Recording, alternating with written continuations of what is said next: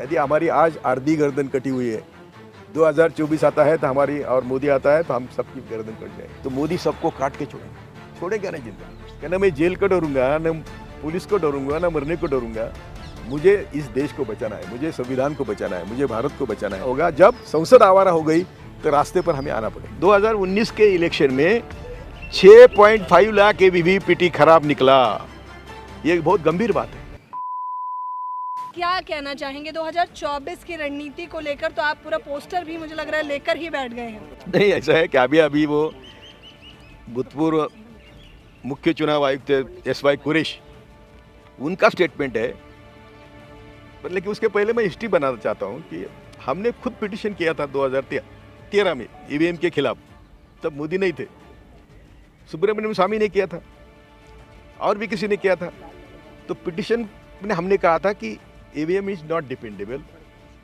उसको supreme court ने मोहर लगाई थी कि ईवीएम इज नॉट डिपेंडेबल। उसमें गोगोई था चीफ जस्टिस, वो जब तब जज थे, गोगोई खुद थे उसमें। और उन्होंने क्या कहा था कि इसलिए क्या करना चाहिए, तो वीवीपीएटी काउंटर टेस्ट के लिए वीवीपीएटी का मशीन जोड़ना चाहिए ईवीएम को। लेकिन हुआ क्या, वो लगाने के लिए पैसे नहीं दिए सरकार ने, और दिए तो वो खुद कहते हैं कि 2019 के इलेक्शन में 6.5 लाख वीवीपीटी खराब निकला। ये बहुत गंभीर बात है। ये कब मालूम हुआ? अभी तो ये सब ईवीएम 6 महीने में बर्बाद करते हैं, नष्ट कर देते हैं। तो इतने ईवीएम वीवीपीएटी खराब निकले तो इलेक्शन क्या हुआ 2019 का?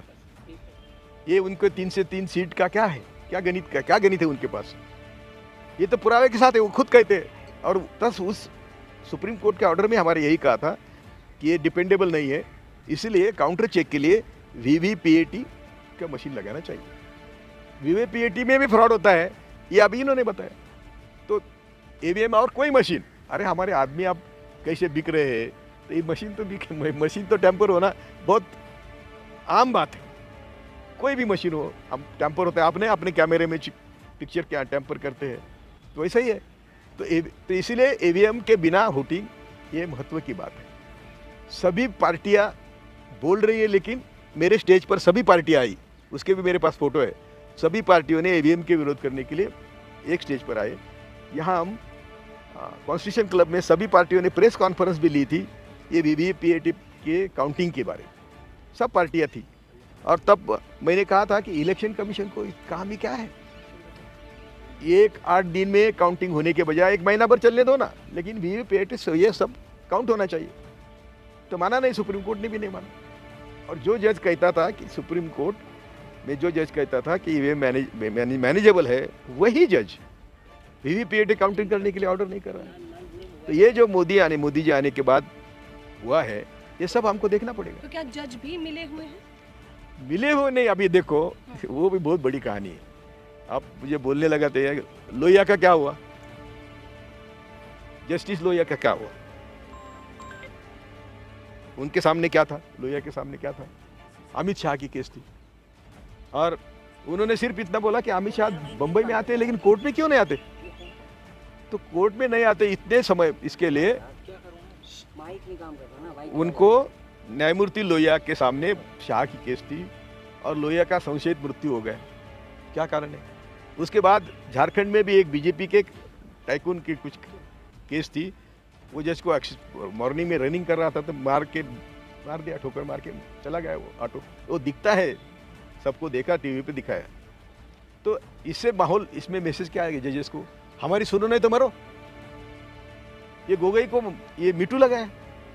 जब अगर जज सुनिए, गोगोई को मिटू लगाया तो यानी क्या हो गया, कोई भी सेफ नहीं ना, सुरक्षित नहीं है ना।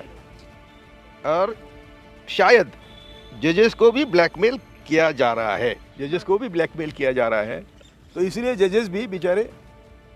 लेकिन फॉर्चुनेटली अभी 8-9 साल के बाद जस्टिस चंद्रचूड़ के लीडरशिप में, अभी कल जस्टिस गवई का जजमेंट है, ये सब लोग हमारे महाराष्ट्र के फुले शाह अम्बेडकर के भूमि में पले पोसे हुए बच्चे हैं।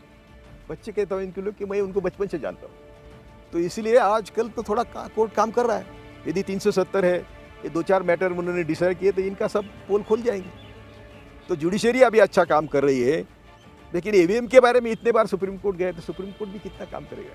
काम करने के लिए तो हमको जनता को रास्ते पर आना चाहिए। मैं हमेशा बोलता हूँ कि संविधान के दायरे में महात्मा गांधी ने दिखाए रास्ते पर अहिंसात्मक मार्ग से हमें रास्ते पर आके लड़ना होगा। जब संसद आवारा हो गई तो रास्ते पर हमें आना पड़ेगा। सर एक सवाल है, ईडी के जो संजय मिश्रा हैं जो डायरेक्टर, ईवीएम का खत्म हो गया, किसका सवाल है? नहीं अभी हम पूछते रहेंगे, लगातार सवाल करते रहेंगे, 24 का मुद्दा है तो जाहिर तौर पर जो ईडी के डायरेक्टर हैं संजय मिश्रा, उनका गवर्नमेंट ने एक अध्यादेश ला के केंद्र मोदी सरकार ने उनका कार्यकाल बढ़ा रही है, लेकिन उस पर सुप्रीम कोर्ट ने अरे नुस्ता अध्यादेश, ये फक्त अध्यादेश नहीं, उसके बाद कानून भी किया। हाँ, लेकिन आखिर वो ऐसी वजह क्या पड़ रही नहीं, है? लेकिन सुप्रीम कोर्ट के आर्डर उसके पहले थी कि उसको इंविटेशन नहीं देना चाहिए, पहले ऑर्डर थी, उसके बाद अध्यादेश, उसके बाद कानून। तो भी सुप्रीम कोर्ट ने माना नहीं और उनको रद्द किया।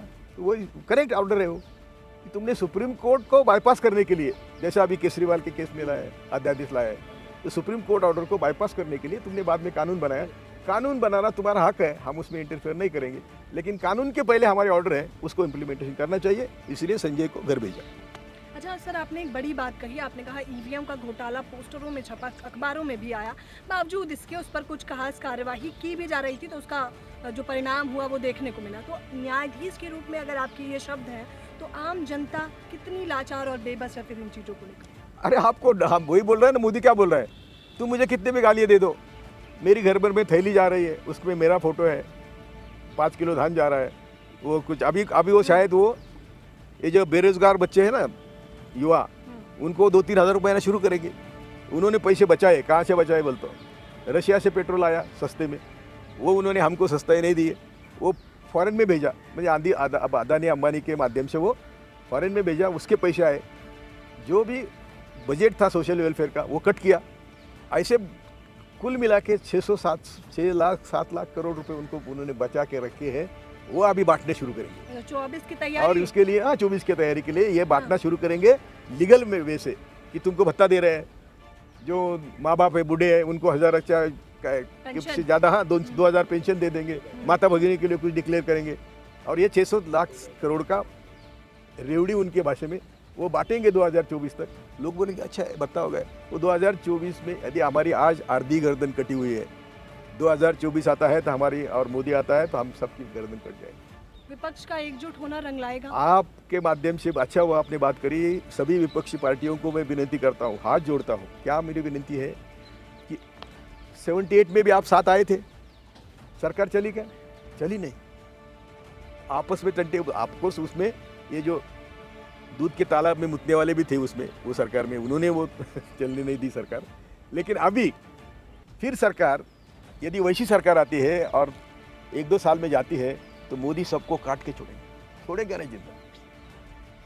तो इसलिए मैं सभी अपोजिशन पार्टी को आपके माध्यम से विनती करता हूँ, हाथ जोड़ता हूँ कि इतना कॉन्क्रीट सरकार बनाओ कि सब देश के लोगों को लगना चाहिए कि मेरी सरकार है। तो सर सबको पता है कि वो मजबूर है, सबको पता है वो परेशान है महंगाई से, बावजूद इसके क्या कोई भी उपाय हमारे पास नहीं है?